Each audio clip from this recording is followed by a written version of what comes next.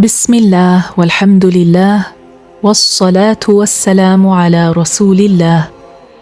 The great Shafi'i scholar Al-Imaam Aboo Haamid Al-Ghazaaliyy said, لا تصح العبادة إلا بعد معرفة المعبود. The worship is not valid except after knowing the one worshipped, that is, Allah.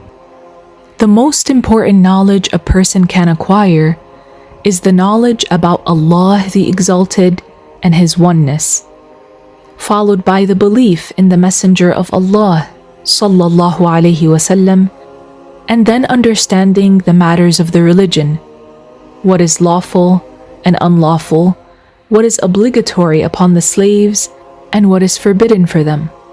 This is the most essential and mandatory of all sciences, and the most important of all knowledges is the knowledge about Allah, for one's worship is deemed invalid without knowing Him, and only after knowing the one worshipped, that is Allah, does worship become valid and consequently rewardable.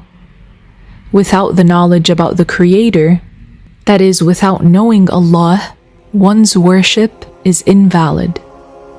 That is why Al-Imaam Al-Ghazaaliyy said this honorable statement, لا تصح العبادة إلا بعد معرفة المعبود.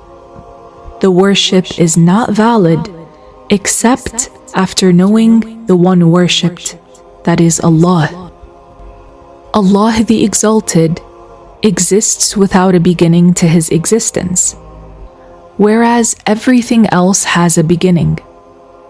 This is because the universe bears signs of being brought into existence, indications that it came into existence after having not existed. Therefore, nothing exists without a beginning except Allah. That is the meaning of the saying of Allah in the Quran, Huwa al-Awwal, which means that Allah is the one whose existence has no beginning, while everything else has a beginning. The creations in this universe, whether palpable or impalpable, have a beginning. The intangible creations include things like light, darkness, wind, and souls. This is the subtle, impalpable world, if you will. As for the tangible creations, they include things like humans, trees, stones, the body of the earth, the body of the heavens, and the body of the Arush. The angels, although intangible, subtle beings in their original nature, have been granted by Allah the ability to take on forms such as human shapes or the shapes of birds. When they take such forms, they become tangible, dense bodies. However, in their original form, they are more subtle than wind and air. That is why we don't feel them around us. Knowing that Allah Ta'ala does not resemble His creation is essential for one to have their worship accepted and rewarded. It is obligatory upon us to know that Allah the Exalted does not resemble His creation in any way, and that He exists without a place and without a direction, and that whatever one imagines in their mind, Allah is not like it.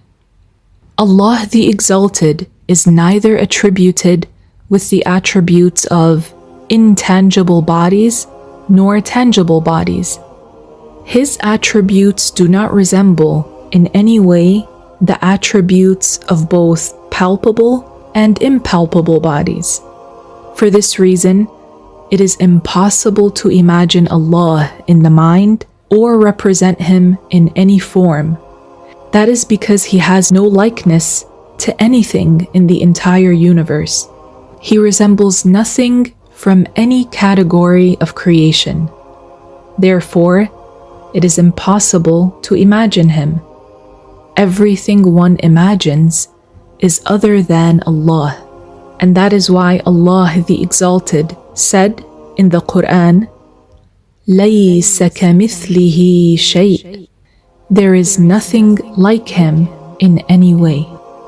Walhamdulillah, wassalatu wassalamu ala Rasulillah, and Allah knows best.